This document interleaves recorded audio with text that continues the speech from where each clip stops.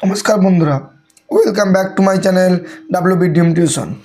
আমি স্বপ্নময়।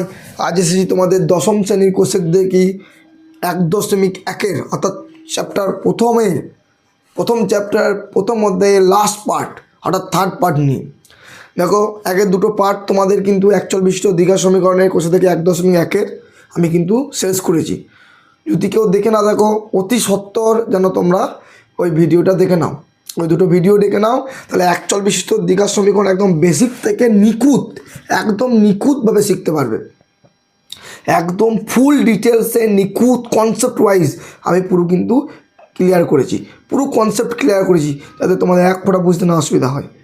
দেখো, আমি আগের দুটো ভিডিও বলেছি, আবারও বলছি, যারা নতুন তারা শোনো, যে আমি কিন্তু বইটা পাশে রাখবো, কারণ বইটা বারবার দেখানো সম্ভব নয়। ঠিক আছে, তোমরা যারা ভিডিওটি দেখছো তাদেরকে বলবো অতি সত্বর খাতা, পেন এবং বই নিয়ে হাজির হও। দেখো, বইয়ের কোর্স থেকে 1.1 4 পৃষ্ঠার আজের 6-3 থেকে হবে, তো 6-2 পর্যন্ত কিন্তু আমাদের একের পার্টে কমপ্লিট করা হয়েছে। তো পার্ট 1 এবং পার্ট 2 এর ভিডিওটি আমি ডেসক্রিপশন বক্সে দিয়ে দেবো লিঙ্কটি, তোমরা ক্লিক করে দেখে নিতে পারো। তো অবশ্যই দেখবে, নাহলে তো পার্ট 3টা বুঝতে পারবে না, তাই না? তাহলে এবার তোমাদের আজ হবে 6-3 যে দুটি স্টেশনের মধ্যে দূরত্ব 300 কিমি, ওই অঙ্কটা থেকে স্টার্টিং হবে। তো প্লিজ আমি তোমাদের রিকোয়েস্ট করবো, বইটা তোমরা নিজেরা খোলো।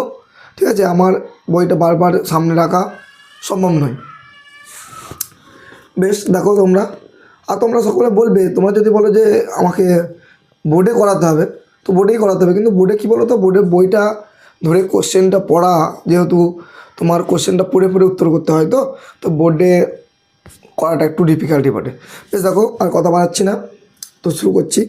বেশ, দেখো কোশ্চেন কী দিয়েছে, দেখো বলছে দুটি স্টেশনের মধ্যে দূরত্ব 300 কিমি।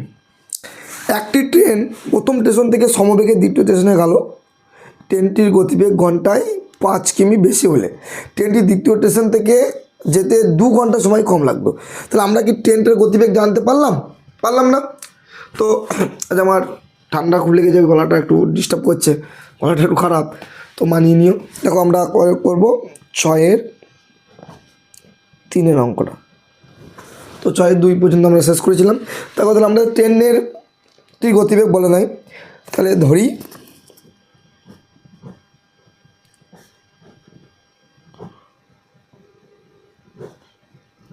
ট্রেনটির গতিবেগ। আবার বলছি স্টুডেন্টরা, যে তোমরা যারা আগের ভিডিওটা দেখোনি তারা কিন্তু অতি সত্বর আগের ভিডিওটা দেখবে। x কিমি পার ঘন্টা। ঠিক আছে, তাহলে আমাদের কী বলেছে দেখো, বলছে দুটি স্টেশনের মধ্যে দূরত্বটা বলে দিয়েছে, তাহলে আমাদের অতিক্রান্ত দূরত্বটা বলে দিয়েছে। তো আমরা লিখতে পারি অতিক্রান্ত দূরত্ব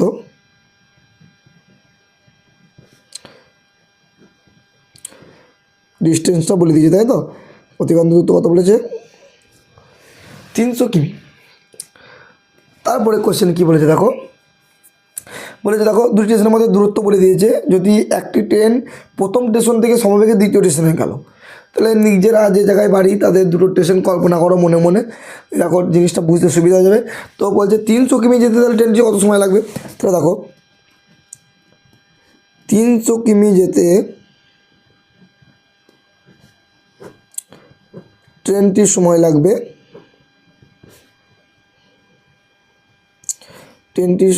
কত? তো 300 কিমি যেতে ট্রেনটির সময় লাগবে 300/x ঘন্টা। ঠিক আছে, এবার তোমাদের মনে প্রশ্ন হতে পারে যে স্যার x ঘন্টা কী করে হলো? তো আমি বলি, দেখো, তো গতিবেগ সমান আমাদের কি? গতিবেগ সমান কিন্তু দূরত্ব বাই সময়, বেগ সমান দূরত্ব বাই সময়। এটা তোমরা ভৌত বিজ্ঞানে পড়েছো। তাহলে বেগ সমান যদি দূরত্ব বাই সময় হয়, তাহলে সময় সমান কী হবে? সময় সমান দূরত্ব বাই বেগ, তাই না? সময় সমান হবে দূরত্ব বাই বেগ। তাহলে আমি এখানে বলেছি কি, 300 কিমি যেতে ট্রেনটি সময় লাগে, 300 কিমিটা হচ্ছে দূরত্ব, তাহলে দূরত্ব জায়গায় 300 লিখলাম। আর বেগটা আমরা ধরেছি কত? x কিমি পার ঘন্টা, তাই বেগটা আমার x লিখলাম। ঠিক আছে, আর তাহলে সময়টা আমার বলেছে বেশ এক্স কিমি পার ঘন্টা হলো। এবার ট্রেনটির গতিবেগ যদি এক্স প্লাস 5 কিমি পার ঘন্টা হলে, কারণ বলি দিয়েছে যদি ট্রেনটির গতিবেগ ঘন্টায় 5 কিমি বেশি হয়, তাহলে ট্রেনটির গতিবেগ ঘন্টায় 5 কিমি বেশি হলে গতিবেগ কত হবে, এক্স প্লাস 5। তাহলে আমি লিখব কি,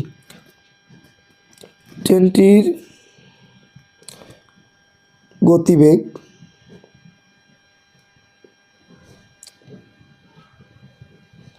এক্স প্লাস 5 কিমি পার ঘন্টা হলে,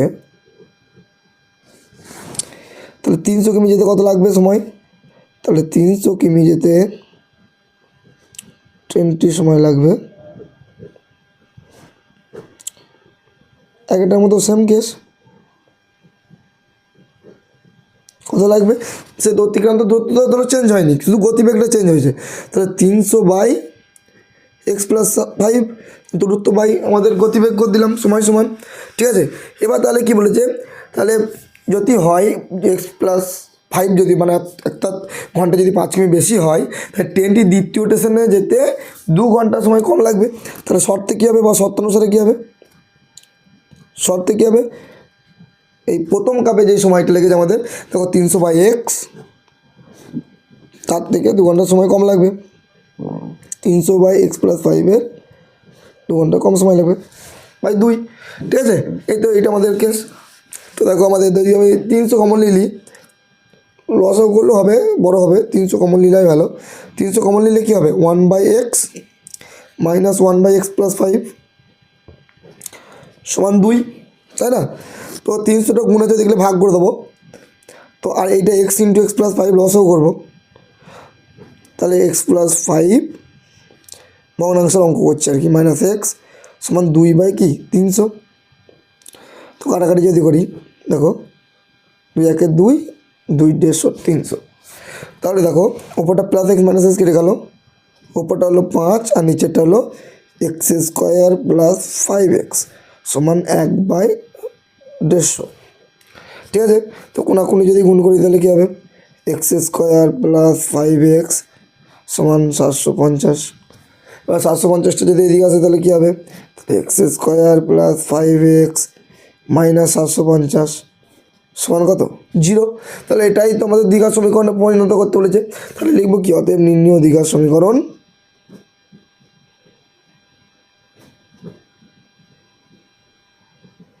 নির্ণীয় দ্বিঘাত সমীকরণ কি, x square plus 5x minus 750 সমান 0। আশা করি তোমরা এই অঙ্কটা বুঝতে পারলে। দেখো নেক্সট অঙ্ক আমাদের 6-4 কি বলছে, 6-4 বলছে একজন ঘড়ি বিক্রেতা একটি ঘড়ি ক্রয় করে 336 টাকায় বিক্রি করলেন। তিনি যত টাকায় ঘড়িটি ক্রয় করেছিলেন শতকরা তার তত টাকাই লাভ হলো। খুব ভালো অঙ্ক, খুব সোজা অঙ্ক। তো 9-এ লাভ ক্ষতি অঙ্ক সবাই করেছিলে তো, আশা করি করেছিলে। দেখো পারবে, আমার গলাটা একটু ডিস্টার্ব করছে, মানে গুছিয়ে নিও। দেখো 6-4 কি বলছে, দেখো তাহলে আমাকে কী বলেছে, একটি ঘড়ি বিক্রেতাটি ক্রয় করে 336 টাকা বিক্রি করেন। তাহলে কত টাকায় কিনেছে, ক্রয় মানে কেনা, ক্রয় মূল্য, কত টাকায় কিনেছিলেন এটা কি বলেছে, বলে নাই। তাহলে লিখব ধরি ঘড়িটি তিনি x টাকায় ক্রয় করেছিলেন, তাই তো। তাহলে আমরা কি লিখব, ধরি ঘড়িটি তিনি x টাকায় ক্রয় করেছিলেন, ঠিক আছে। এবার ঘড়িটি বিক্রি করেছেন বা বিক্রয় মূল্য কত, তাহলে ঘড়িটি বিক্রিটাকে বিক্রয় মূল্য বলে, কেনাটাকে ক্রয় মূল্য বলে। তাহলে ঘড়িটির বিক্রয় মূল্য বলে দিয়েছে, ঘড়িটি বিক্রি করেছিলেন, তাহলে ঘড়িটি বিক্রি করেছিলেন বা বিক্রয় করেছিলেন কত, 336 টাকায়, তাই তো। তাহলে ঘড়িটি বিক্রয় করেছিলেন 336 টাকা। তাহলে লাভ বলেই দিয়েছে, শতকরা লাভ, তার মানে নিশ্চয়ই লাভ হয়েছে। তাহলে লাভ দেখো, তুমি যদি একটা জিনিস 10 টাকায় কেনো, ঠিক আছে, তুমি যদি একটা জিনিস 10 টাকায় কেনো, দিয়ে তুমি ধরো ওটাই 30 টাকায় বিক্রি করলে, তাহলে তোমার ক্রয় মূল্য, কিনেছো যেটা সেটা ক্রয় মূল্য 10 টাকা, আর 30 টাকায় বিক্রি করলে, তাহলে নিশ্চয়ই তোমার লাভ হয়েছে। তাহলে লাভ কী করবে, নিশ্চয়ই 30 থেকে তুমি 10 বাদ দেবে, অর্থাৎ বিক্রয় মূল্য থেকে ক্রয় মূল্য বাদ দেবে, দিয়ে তোমার লাভটা পাবে। তাহলে লাভ কি? লাভ মানে হচ্ছে বিক্রয় মূল্য মাইনাস ক্রয় মূল্য, তাই তো? লাভটা তো বিক্রয় মূল্য মাইনাস ক্রয় মূল্য হচ্ছে। আশা করি ব্যাপারটা বোঝাতে পারলাম, ঠিক আছে? তো এখানে বিক্রয় মূল্য কী আর কি, বিক্রয় মূল্য দেখো 336 আর ক্রয় মূল্য তো আমি ধরেছি এক্স, তো 336 মাইনাস এক্স কি টাকা। আশা করি তুমি বুঝতে পারলে। দেখো এবার আমাদের বলেছে শতকরা লাভ কত। তোমরা আশা করি 9-এ কিন্তু লাভ ক্ষতির অঙ্ক করেছিলে। শতকরা লাভ কি? শতকরা লাভ মানে হচ্ছে তোমার ধরো লাভ কার নিরীক্ষে হয়? ক্রয় মূল্যে। সমস্ত জিনিস কিন্তু ক্রয় মূল্যের নিরীক্ষে আমাদের হয়। শতকরা লাভ বলো বা শতকরা ক্ষতি বলো। যদি বলতো শতকরা ক্ষতি, তাহলে দেখো এইটা শতকরা ক্ষতি হতো, আর এটা এর জায়গায় ক্ষতি বাই ক্রয় মূল্য হতো ইন্টু 100, ঠিক আছে? শতকরা বলেছি বলে 100%, লিখলেও হবে না লিখলেও হবে। তো শতকরা লাভ করছি আমরা। তাহলে এবার দেখো লাভ কত টাকা হলো? 336 মাইনাস এক্স, তাহলে 336 মাইনাস এক্স বাই ক্রয় মূল্য কত? আমি এক্সটাকে কিনেছিলাম, ধরেই নিয়েছিলাম, ইন্টু 100, ঠিক আছে? ইন্টু 100। আশা করি তোমরা বুঝতে পারলে। এবার কি প্রশ্ন অনুসারে কী হবে?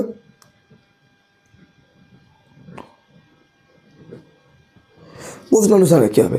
প্রশ্ন অনুসারে বলেছে দেখো তিনি যত টাকায় ঘড়িটি ক্রয় করেছিলেন শতকরা তত টাকায় লাভ হলো। তাহলে তিনি যত টাকায় ঘড়িটি ক্রয় করেছিলেন, ক টাকায়? আমি তো এক্স ধরেছি, এক্স টাকায় ক্রয় করেছিলেন, শতকরা তত টাকায় লাভ হলো। তাহলে শতকরা লাভ কত হলো এইটা? তাহলে আমি লিখবো 336 minus x by x into 100। দেখো কোনাকুনি গুণলো কিছু নেই, মানে নিচে দেখা আছে, কোনাকুনি যদি গুণ করি কী হবে? এক্স স্কোয়ার সমান 100 গুণ, তাহলে 33600 মাইনাস 100x। এবার যদি এটাকে সব ওইদিকে নিয়ে যাই কী হবে? X square plus 100x minus 336 দিয়ে দুটো শূন্য, অর্থাৎ 33,600 সমান 0। তাহলে এবার এটা কী হবে? এটাই আমাদের দ্বিঘাত সমীকরণ, 41 দ্বিঘাত সমীকরণ। তাহলে এটা লিখব অতএব নির্ণেয় দ্বিঘাত সমীকরণ, নির্ণেয় দ্বিঘাত সমীকরণ কী হবে? X square plus 100x minus 33,600 সমান 0। এটাই আমাদের উত্তর, ঠিক আছে? এটাই আমাদের উত্তর। দেখো অঙ্কটা একটু দেখে নাও, ঠিক আছে? আশা করি বুঝতে পারলে। এবার দেখো পরের অঙ্কটা কি বলছে। পরের অঙ্কটা বলছে 5 নম্বর দাগে যে অঙ্কটা আছে সেটা কী বলছে? বলছে স্রোতের বেগ 2 কিমি, ঠিক আছে? ঘন্টায় 2 কিমি, আর রতন মাঝি স্রোতের অনুকূলে 21 কিমি গিয়ে ওই দূরত্বে ফিরে আসতে 10 ঘন্টা সময় লাগে। তো একই অবস্থায় ফিরে আসতে আর কি, যেই রাস্তা যাচ্ছে সেই রাস্তায় ফিরে আসতে।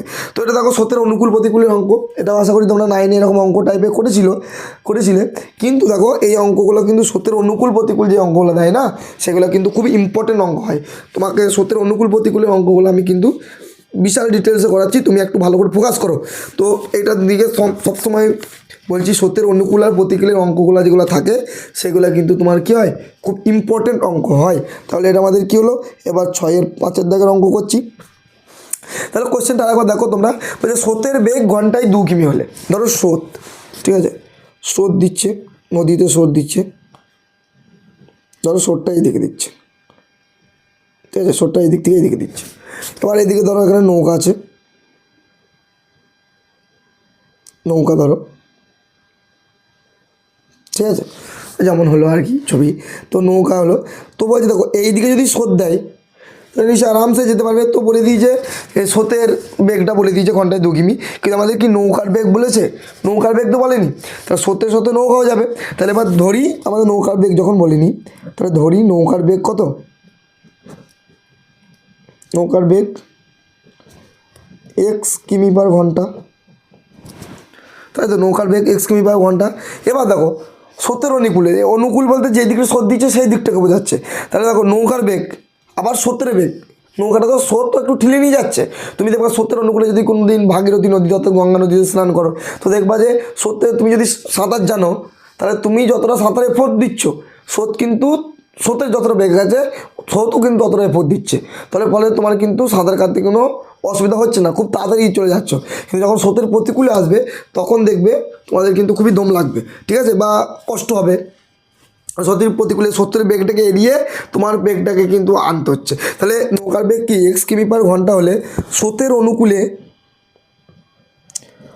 অনুকূলে কী হবে, স্রোতের বেগ বলে দিয়েছে, স্রোতের অনুকূলে বেগ, স্রোতের মধ্যে কে যাচ্ছে, নৌকা যাচ্ছে, তাই না? স্রোতের মধ্যে যদি নৌকা যায়, স্রোতের অনুকূলে স্রোতের বেগ প্লাস ওই নৌকার বেগ, তাহলে x+2 কিমি/ঘন্টা। তো কিমি ওই ইংরেজিতেও লিখতে পারো, কোনো অসুবিধা নেই। স্রোতের অনুকূলে বেগ। এবার দেখো, এবং স্রোতের প্রতিকূলে কী বেগ হবে, মানে আমাদের স্রোতের বেগটাকে কাটিয়ে আসতে হবে, তাই না? তাহলে স্রোতের প্রতিকূলে বেগ হবে নিশ্চয়ই x-2 কিমি/ঘন্টা। আশা করি তোমরা বুঝতে পারলে। এবার আমাদের সময় কি, সময় মানে আমরা কি জানি, আমি কি বললাম, বেগ মানে কি, দূরত্ব বাই সময়। তাহলে সময় মানে কি, দূরত্ব বাই বেগ হবে। তো অতিক্রান্ত দূরত্ব বাই বেগ,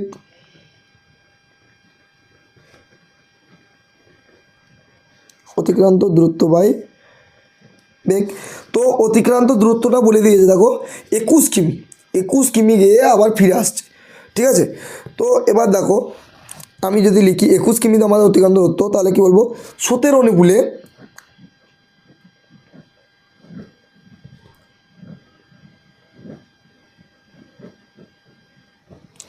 স্রোতের অনুকূলে 21 কিমি যেতে সময় লাগে।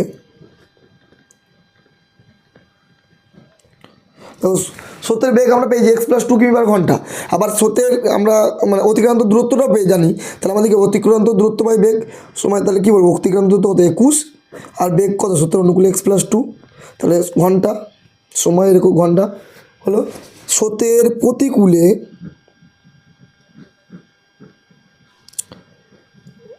21 কিমি যেতে সময় লাগে 21/x-2 ঘন্টা, তাই তো, তাই হলো। তাহলে এবার আমাদের প্রশ্ন অনুসারে কী হবে,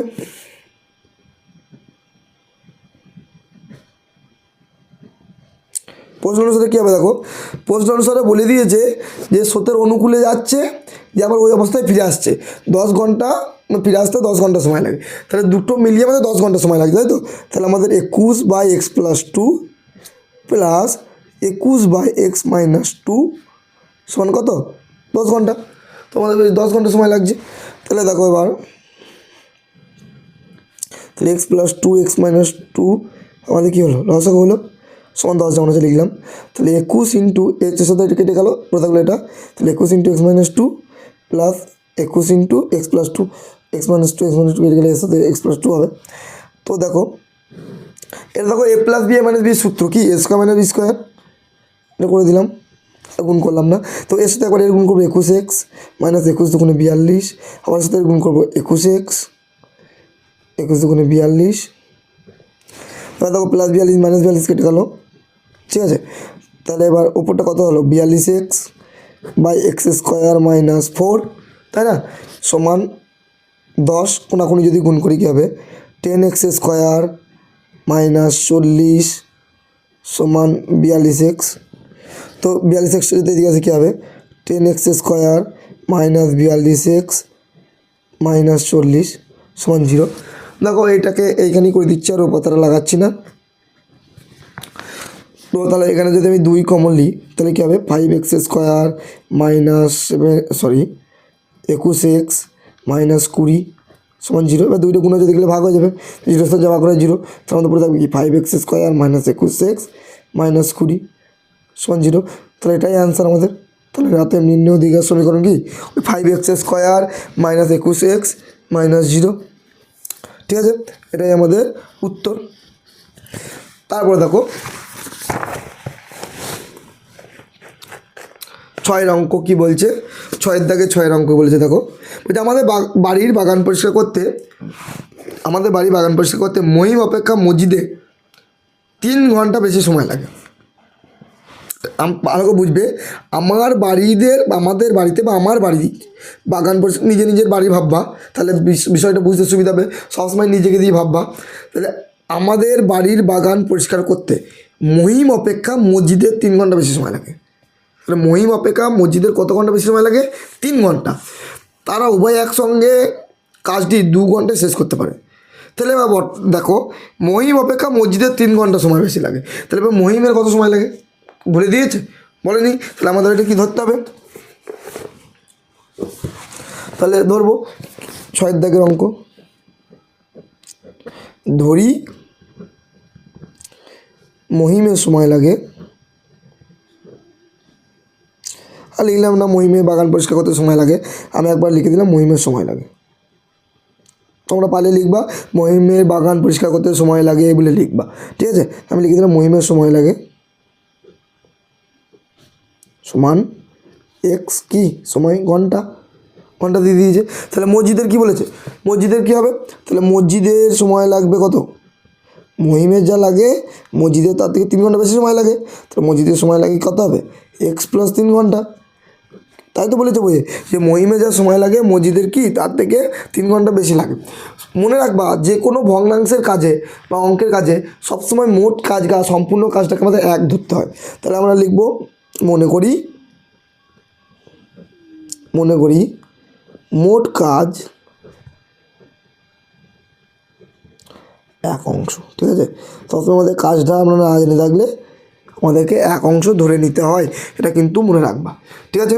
তাহলে দেখো, তাহলে আমাদের মহিমের সময় লাগে x ঘন্টা বাগান পরিষ্কার করতে, মসজিদের লাগে x প্লাস 3 ঘন্টা। তাহলে এবার মোট কাজ আমাদের কত জানলাম? 1 অংশ। তাহলে এবার মহিম x ঘন্টায় কাজ করে কত অংশ? 1 অংশ, তাই তো? মোট কাজ আমাদের 1 অংশ। তাহলে কী লিখব? মহিম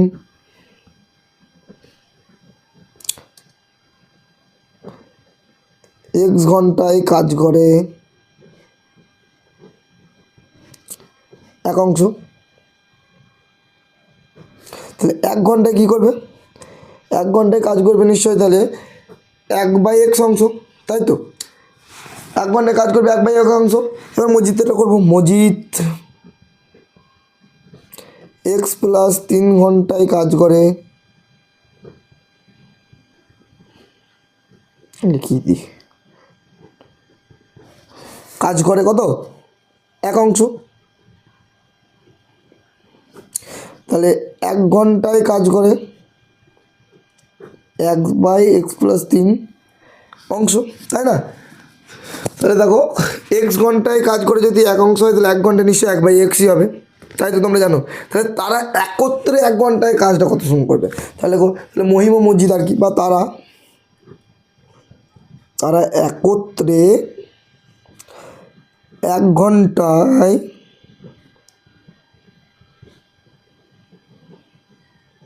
কাজ করে। তাহলে ভালো করে বোঝো, মহিম 1 ঘন্টায় কাজ করে 1/x অংশ, মসজিদ 1 ঘন্টায় কাজ করে 1/x প্লাস 3 অংশ। তাহলে ওরা দুজনে একত্রে 1 ঘন্টায় কী করবে? নিশ্চয়ই দুটো যোগফল। তাহলে কী হবে? কাজ করবে 1/x প্লাস 1/x প্লাস 3। আমাদেরকে বলে দিয়েছে যে ওরা 2 ঘন্টায় কাজটি শেষ করতে পারে, তাই না? তাহলে আমি কি লিখবো? তারা একত্রে 2 ঘন্টায় কাজ করে। তবে 2 × 1 plus 1/x plus 1/x plus 3 অংশ, এত অংশ করবে। তাহলে শর্তে এই পুরো কাজটা 2 ঘন্টায় করে, তাহলে এইটা সমানই মোট কাজ কত? আমরা মোট কাজ কত দিয়েছিলাম? 1 অংশ। তাহলে এইটা সমানই 1 অংশ। তাহলে আমাদের শর্ত অনুসারে বা প্রশ্ন অনুসারে যেটা ইচ্ছে লিখতে পারো। তাহলে আমরা কী লিখবো? অতএব প্রশ্ন অনুসারে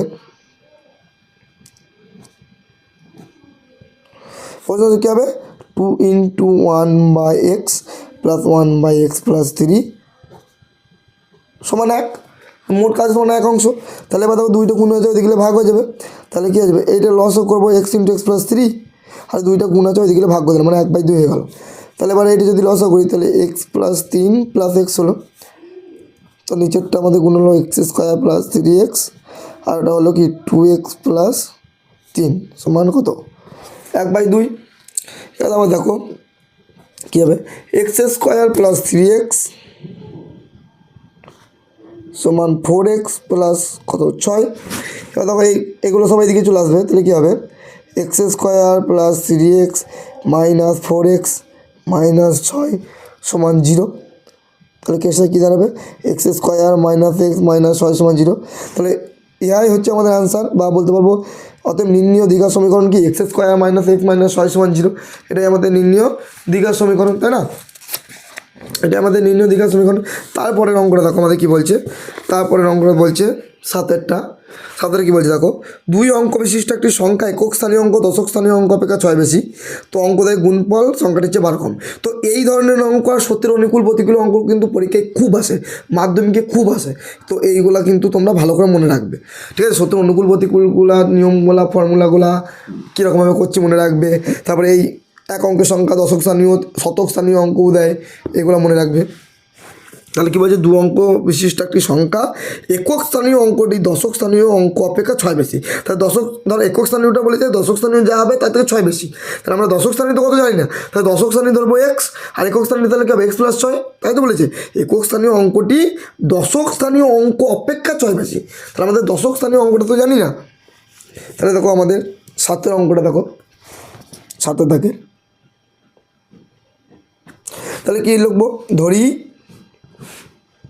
দুই অঙ্ক বিশিষ্ট সংখ্যা বলেছে, তাহলে ধরি দুই অঙ্ক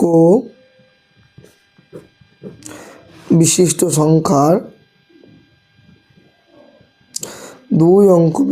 সংখ্যার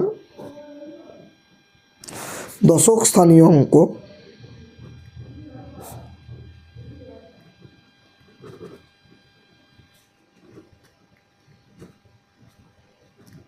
সমান এক্স। তাহলে দুই অঙ্ক বিশিষ্ট সংখ্যা দশক স্থানীয় অঙ্ক সমান এক্স, তাহলে অতএব একক স্থানীয় সংখ্যা সমান কী হবে, অতএব একক স্থানীয় সংখ্যা সমান বলেছে 7 থেকে 6 বেশি, তাহলে একক স্থানীয়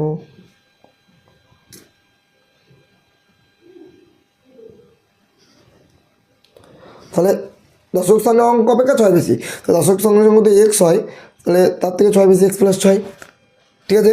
তাহলে অতএব সংখ্যাটি কত হবে,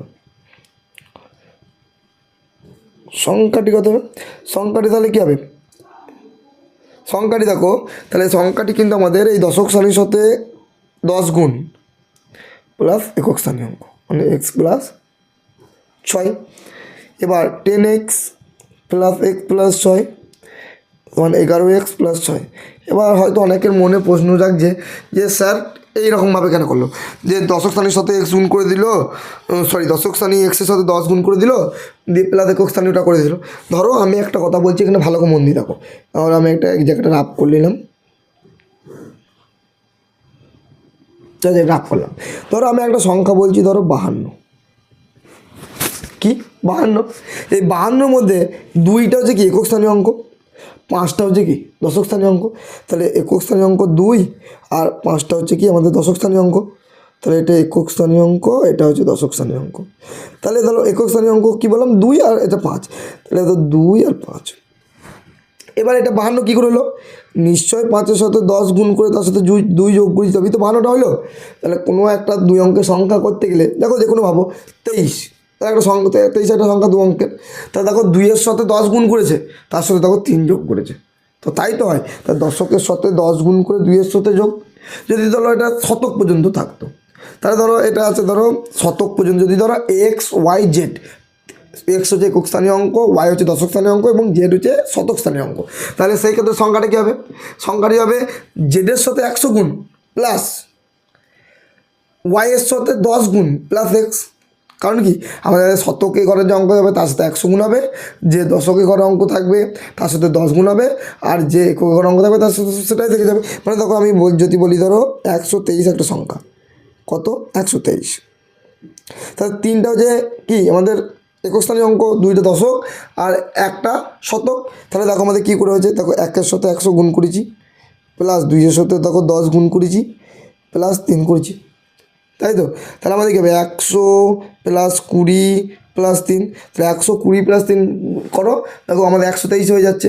তাহলে আমাদের মনে রাখবে যে কোনো একটা সংখ্যা, ধরো 87, 87, তাহলে 87-এ কি ওই 87-এর মধ্যে 7টা একক স্থানীয় অঙ্ক, 8টা দশক স্থানীয় অঙ্ক, দেখো 8-এর সাথে 10 গুণ করে তবে 7 যোগ করেছি, তারপরেই আমাদের কি সংখ্যাটি তৈরি হয়েছে 87 হয়েছে। তাহলে আমাদের দশক স্থানীয় অঙ্ক সাথে সবসময় 10 গুণ করে একক স্থানীয় অঙ্কটা যোগ করতে হয়, তাহলে আমরা কী পাই, সংখ্যাটা পাই। তার জন্য দেখো একক স্থানীয় অঙ্ক ধরেছিলাম কত, আমি এক্স, তাহলে এক্সের সাথে 10 গুণ করেছি, তার সাথে দশক স্থানীয় অঙ্ক ধরেছি এক্স, তার সাথে 10 গুণ করেছি, দিয়ে একক স্থানীয় অঙ্কটা যোগ করেছি, ঠিক আছে।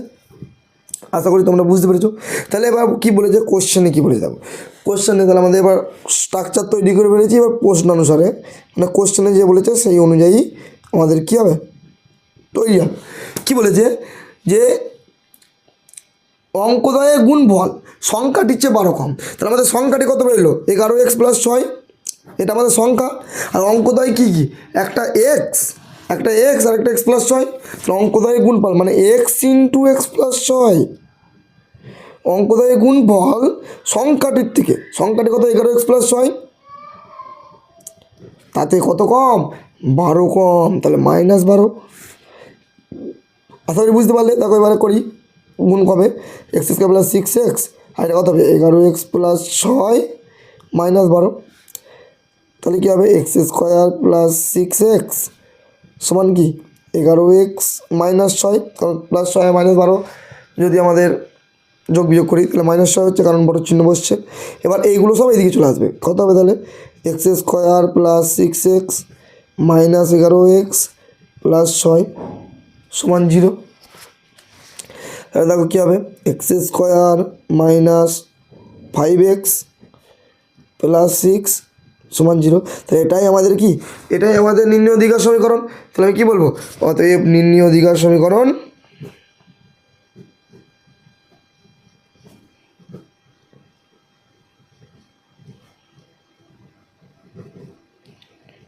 নির্ণয় অধিকার সমীকরণ কি x² - 5x + 6। এই ছিল আমাদের এই 7 অঙ্ক। খুব ইম্পর্টেন্ট এই অঙ্কগুলো, খুব কিন্তু পড়ে, খুব করে প্র্যাকটিস করবে। তারপরের অঙ্কটা দেখো, তারপরে অঙ্কটা দেখো, তারপরে শেষ অঙ্ক, এই কোষে থেকে 1.1-এর শেষ অঙ্ক এবং আমার এই থার্ড পার্টেরও শেষ অঙ্ক। কী বলেছে 45 মিটার দীর্ঘ 40 মিটার প্রশস্ত একটি আয়তক্ষেত্রাকার খেলার মাঠের বাইরের চারিপাশে সমান চওড়া একটি রাস্তা আছে। ওই রাস্তার ক্ষেত্রফল বলে দিয়েছে 450 কত বর্গমিটার। তাহলে আমাদেরকে আয়তক্ষেত্রের ছবিটা প্রথমে এঁকে ফেলি। তোমরা দেখো, তাহলে বইটা তোমরা সকলে আশা করি দেখতে পাচ্ছ, এবং তোমরা তোমাদের পাশেও আমি আশা করবো বই আছে। তো দেখো আমি 6-এর দাগের শেষ অঙ্ক, অর্থাৎ আজকের শেষ অঙ্ক, এবং আমার এই কোষে থেকে 1.1-এরও শেষ অঙ্ক 8। তাহলে আমি একটা আয়তক্ষেত্র আঁকছি।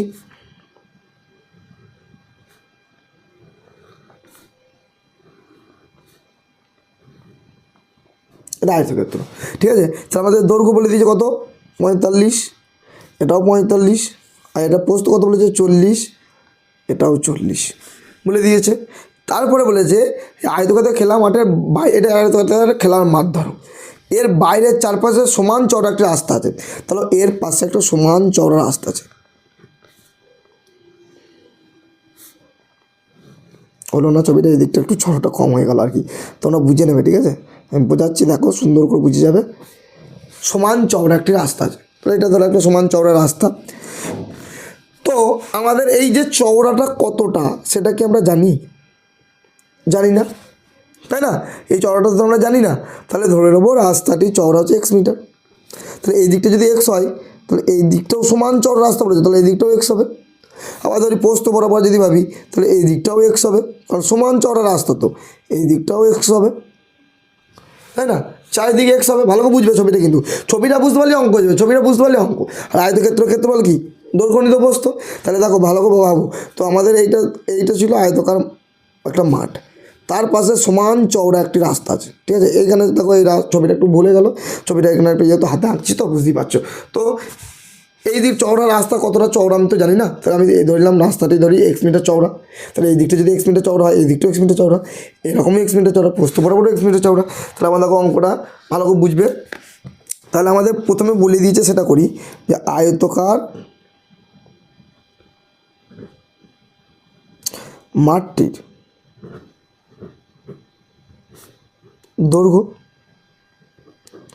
সমান 45 মিটার ও প্রস্থ সমান 40 মিটার, তাই না? বলে দিয়েছে। তাহলে আয়তকার মাঠটির ক্ষেত্রফল কী হবে 45 × 40 বর্গমিটার, অর্থাৎ মিটার স্কোয়ার। তাহলে 4 5 20 0 2 4 4 16 18, তাহলে 1800 মিটার স্কোয়ার। এইটা আমাদের প্রদত্ত কেস হয়ে গেল। তারপরে দেখো আমাদের কী কাজ হবে না, আমাদের বলেছে এবার ধরি আমি রাস্তাটি চওড়া বলে দিলাম, তাহলে ধরি আমি একটু লিখে নিচ্ছি। ধরি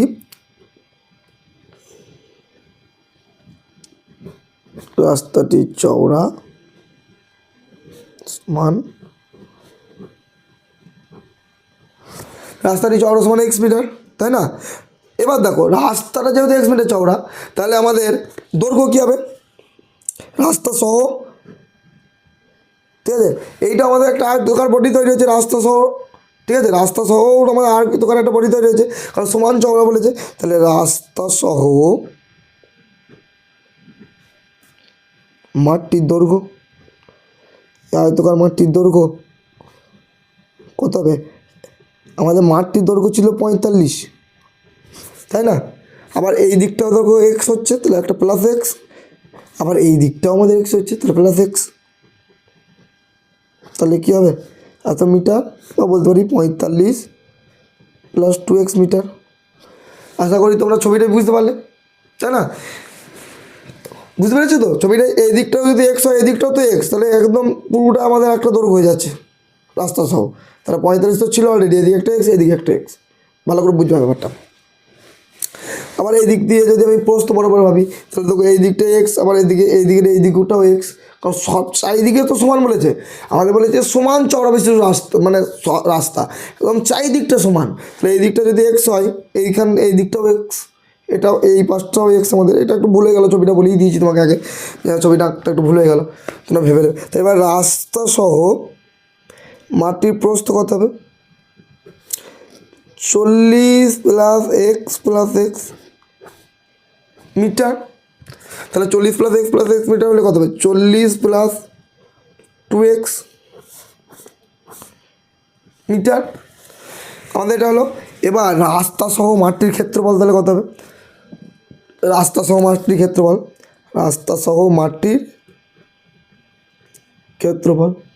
তাহলে রাস্তা সহ মাটির ক্ষেত্রফল দৈর্ঘ্য ইন্টু প্রস্থ, তাহলে 45 প্লাস 2x আর 45 মাইনাস 2x।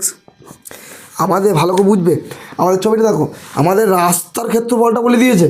তাহলে রাস্তা সহ পুরো মাঠটির ক্ষেত্রফলের সাথে যদি এই মাঠটির ক্ষেত্রফল বাদ দিই, তাহলে আমাদের রাস্তার ক্ষেত্রফল পেয়ে যাবো। ভালো করে বুঝবে, রাস্তার ক্ষেত্রফলটা বলে দিয়েছে। তাহলে দেখো পুরোটা এই রাস্তা সহ মাঠটির পুরোটার ক্ষেত্রফল আমি ধরো বার করলাম, ঠিক আছে? রাস্তা সহ মাটির পুরোটা ক্ষেত্রফল বার করলাম, আর মাটির ক্ষেত্রফল আমাদের বেরিয়ে গিয়েছে 1800। তাহলে রাস্তা সহ মাটির ক্ষেত্রফল থেকে যদি মাটির ক্ষেত্রফল বাদ দিই, তাহলে রাস্তার ক্ষেত্রফল পেয়ে যাবো। রাস্তার ক্ষেত্রফল পেলে রাস্তার কতটা চড়া সেটাও পেয়ে যাবো, তাই না?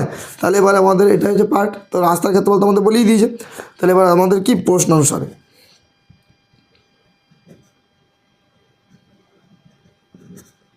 খুব ভালো অঙ্ক এটা, প্রশ্ন অনুসারে কী হবে, তাহলে আমাদের রাস্তা সহ মাটির ক্ষেত্রফল কত, 45 plus 2x into 45 minus 2x। তার সাথে আমাদের কী করবো, মাটির ক্ষেত্রফল বাদ দেবো, মানে 1800 সমান বইয়ে বলে দিয়েছে কত, বইয়ে বলে দিয়েছে রাস্তা ক্ষেত্রফল সমান 450, তাই না? এবার দেখো আমাদের অঙ্কটা হয়েছে কত সুন্দর করে, দেখো কী বলেছে। তো এর সাথে গুণ করবো 45-এর সাথে, আচ্ছা এখানে একটু ভুল হয়েছে, দেখো এখানে দৈর্ঘ্যটাও প্রস্থটা এটা হবে প্লাস 2x, আমি ভুল করে মাইনাস 2x লিখে ফেলেছি। কারণ হচ্ছে দেখো আমাদের প্রস্থটা তো 40 প্লাস 2x, তো সরি ক্ষমা চেয়ে নিচ্ছি, 40 প্লাস 2x, ঠিক আছে? আশা করি তোমরা বুঝতে পেরেছো কোথাও ভুল হয়েছে। এবার দেখো তোর সাথে আমরা গুণ করবো, 45 সাথে 40-এর গুণ করলে তো আমরা প্রথমেই পেয়ে গেছি 1800 প্লাস 90x, 45 সাথে 2x-এ গুণ করলাম, 40 সাথে 2x গুণ করলে 80x plus 4x square minus 1800 যেমন আছে লিখলাম, মাইনাস সমান 450 লিখে দিলাম। তাহলে এবার প্লাস 1800 মাইনাস 1800 কেটে গেল, তাহলে কী দাঁড়ালো, 4x স্কোয়ার প্লাস 90 প্লাস 80 মানে 170x মাইনাস 450 সমান 0। দেখো আমাদের 2 কমন যাবে, 2 যদি কমন যায় কী হবে, 2x square plus 85x minus 225, তাই তো, সমান 0। এবার 2টা গুণে যদি ভাগ, তাহলে 0-র সাথে যা ভাগ করা 0ই হবে। তাহলে 2x square plus 85x minus 225 সমান 0। এই দেখো এটাই তাহলে আমাদের একচল বিশিষ্ট দ্বিঘাত সমীকরণ। অতএব নির্ণেয় দ্বিঘাত সমীকরণ বা নির্ণেয় একচল বিশিষ্ট দ্বিঘাত সমীকরণ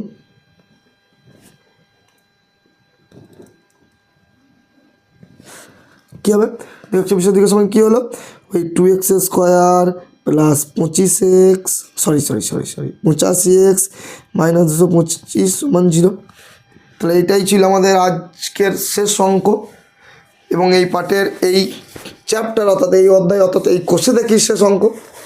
আশা কেমন লাগলো ভিডিওটি বা অঙ্কগুলো, কোনটা বুঝতে পারলে কোনটা বুঝতে পারলে না আমাকে জানাবে, ঠিক আছে? আর যদি ভালো লেগে থাকে অবশ্যই চ্যানেলটি লাইক অ্যান্ড সাবস্ক্রাইব করে দেবে। যারা এই চ্যানেলে নতুন তাদেরকে বলবো তোমরা ভালো জায়গাতেই এসেছো বা ঠিক চ্যানেলেই এসেছো, অসংখ্য ধন্যবাদ তোমাদেরকে। এবং বলবো যে প্লিজ তোমরা যদি সাবস্ক্রাইব না করে থাকো আমার চ্যানেলটা প্লিজ সাবস্ক্রাইব করে দিও। তো এই ছিল আজকের ভিডিও। তোমার অনেক বন্ধু বান্ধবীদেরকে তোমরা শেয়ার করে দিও এই ভিডিওটা, তাহলে আমি খুবই খুশি হব। ধন্যবাদ।